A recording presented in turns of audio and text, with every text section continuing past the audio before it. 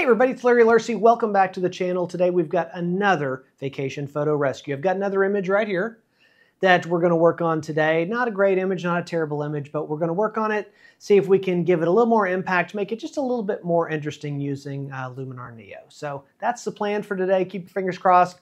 And without any further ado, let's roll the intro.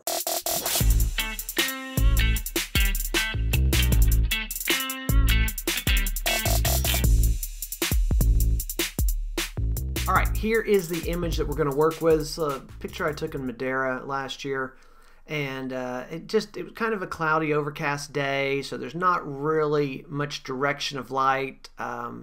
Doesn't make for a great image. It's just a little flat, and so I think this is a great image to try and play with and see if we can just give it a little more interest, because it's just, like I said, just a tiny bit on the flat, boring side right now. It's a pretty scene, just not much impact because it was kind of a bad situation that day.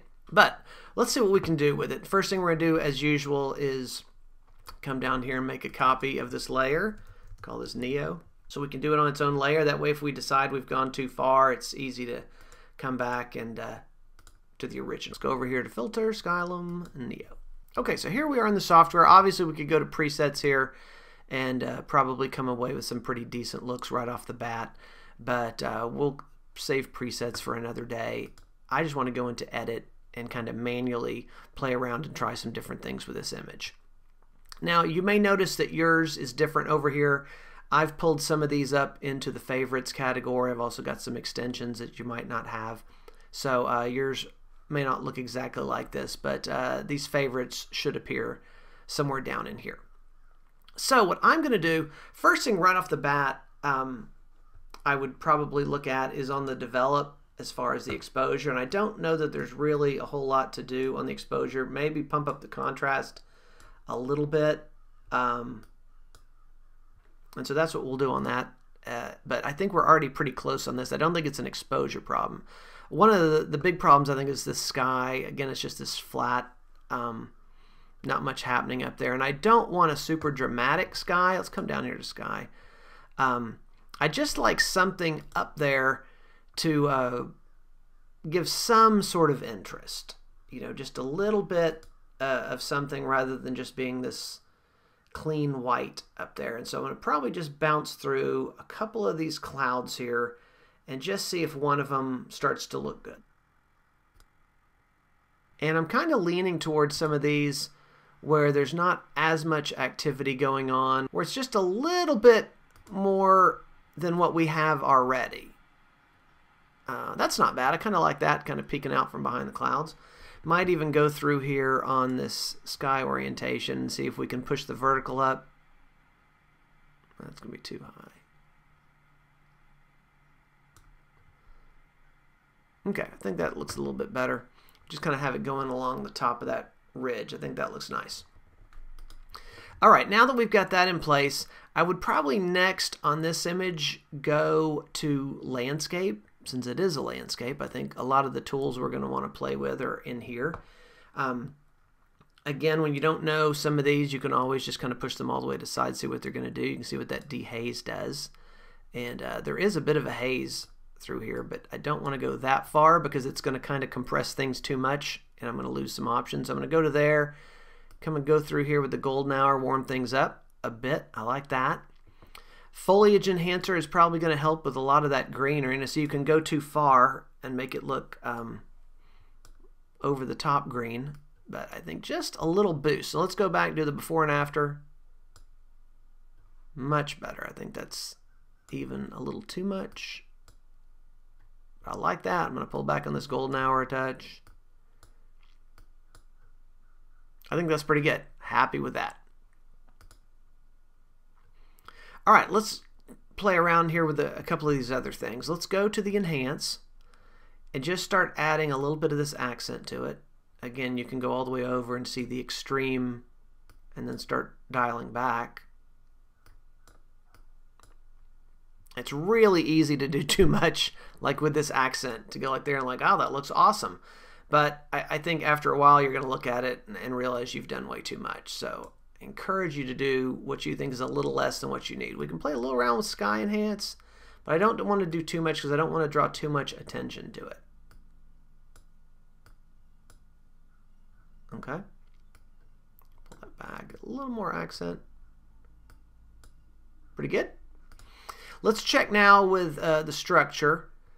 Give it a little bit of boost. I'm just only going to do about a 10 boost and bring that up just a little bit. So maybe 10 and 15, 10 and 16 up here and 10 down here. And again, you'll see even with those small settings, it definitely adds a lot more kind of detail and things through here. All right, the dramatic. I love the dramatic. It's a little tricky to work with because it starts sapping the saturation away. You see if you go all the way across, it gives it a kind of an unusual look, but you've lost all of your saturation, which you have to bring back. But then it starts looking kind of cartoonish. So the trick here is to do just a little bit of dramatic. Like most things, too much dramatic gets to be problematic. So let's see here. I got that at about 20. And I'm going to come up here, probably about 20 on the saturation. I think that looks pretty nice. I'm kind of looking through here especially. So I think this part looks really nice with that. We'll do the before and after. That works well. I think we're looking pretty good right now. It definitely looks better than where it was. I think what we might take a shot at now is trying a few things that might work or might not work.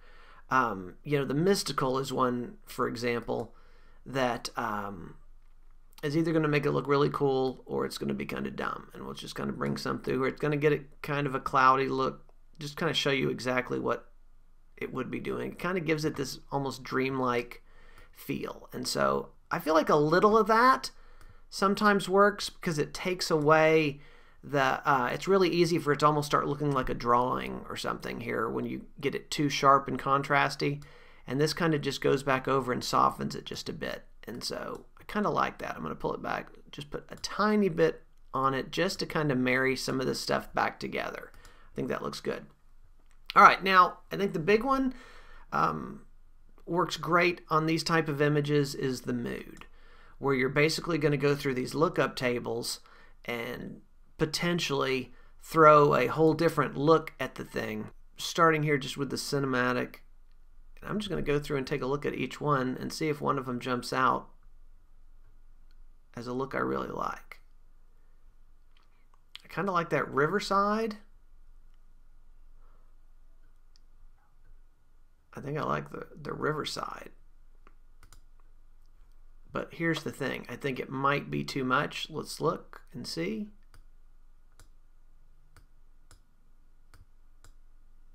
Yeah, I'm going to pull this back a little bit. About 11 there. So again, you can see we're making smaller adjustments. We're not using the full power of any of these things. We're doing just kind of a little bit at a time. You start to see what a difference it starts to make. Let's go down here to the super contrast.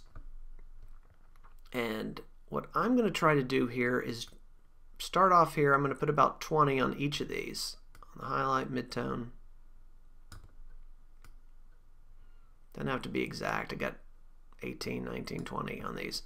And then I'll come through and I'll look at the highlights and I'll try pushing it different directions. And I think, for example, on this one, moving this way makes those highlights look a little nicer. Let's try the midtones. I think that works. Make it really shadowy that way, but let's see what this does. There's the before. Again, very subtle. A lot of these, each one, I think you want it to be very subtle where it almost looks like you didn't do anything, but when you come back through here and we look at this before and after, it's a major difference. Now, what you can do is you can come back in here under edits and it will show all the things that you've done. And if you get in here and you decide, for example, that the structure, if we've gone a little far on the structure, I think you could pull that back a tiny bit, pull back that boost a tiny bit. I think that works. So I'm pretty happy with that. I think that, looking at that before and after, and we'll get it out onto that main Photoshop page here in a second and see what we have ended up with once we crop it and things. But I think we're pretty good here. We could play around with getting rid of some of these things down here, but I think I'm probably going to crop that out anyway, so I'm not going to worry about it for now. One last thing we might do is come down here to Actions, Save as a Preset. And I'm going to call this Coastal Snap. Just gives it a little bit of snap. Hopping in there. So now we've got that as a preset. If we want to go back and use that again, we'll have it. So I think we're good. Let's go ahead and hit apply. All right, now the first thing we want to do is go in here and rename this Coastal Snap.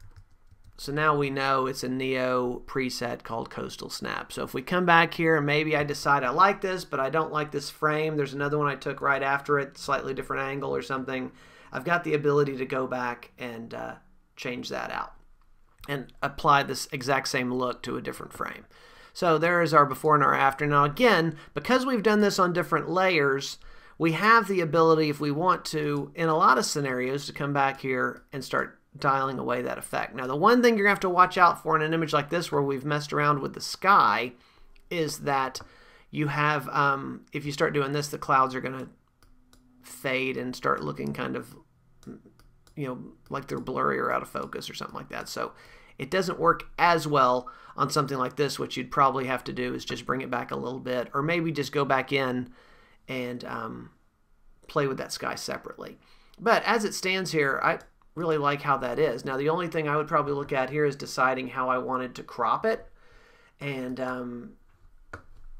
because I know I don't need this stuff down here. So let's do, just out of curiosity, I'm going to set up a pretend it's a 5x7 and switch that this way and just play around a little bit with how we might want to compose this thing. I think we want more of this side, less of the right. We can come to there, and that's not terrible. We've got kind of our horizon line down here. Maybe even sheet it down a tiny bit. I kind of like that, where we've got this horizon line, just a little bit of the clouds up top. I don't want to lose that side. Let's see what this looks like. And I think that works really well. You know, it's not the best image of all time, but compared to that, it's way better. You know, we could come through, if you wanted to be a little fancy, just go one extra step. We could just get us a soft brush here, make a new layer, and maybe grab some of this blue, paint it over here, put a little bit up here. Don't worry, it's going to look better. Don't worry.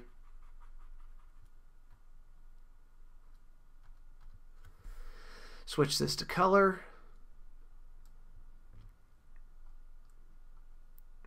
Probably dial that back a tiny bit. And then we've got just a little more nice shimmering blue in that water like that. So I think that works really well. I think as far as before and afters go, pretty happy with how that turned out. Let me know if you would have done something differently, or if you have any thoughts about kind of the process I went through on this image. I'd love to hear your thoughts. Okay, once again, I think we have a pretty good result here. I'd love to hear what you think in the comments. Do you think we ended up with a better image? Was the progress worth the amount of work we put into it? Seemed like a pretty good deal to me, but let me know what you think. Also, if you've got an image you'd like me to work on, vacationphotorescue@gmail.com is where you should send it, and I will take a look at that for a future episode. That's all we have for now. If you enjoyed this, please like the video and subscribe, but that's all we have for this week, and I will see you soon. Take care. Bye-bye.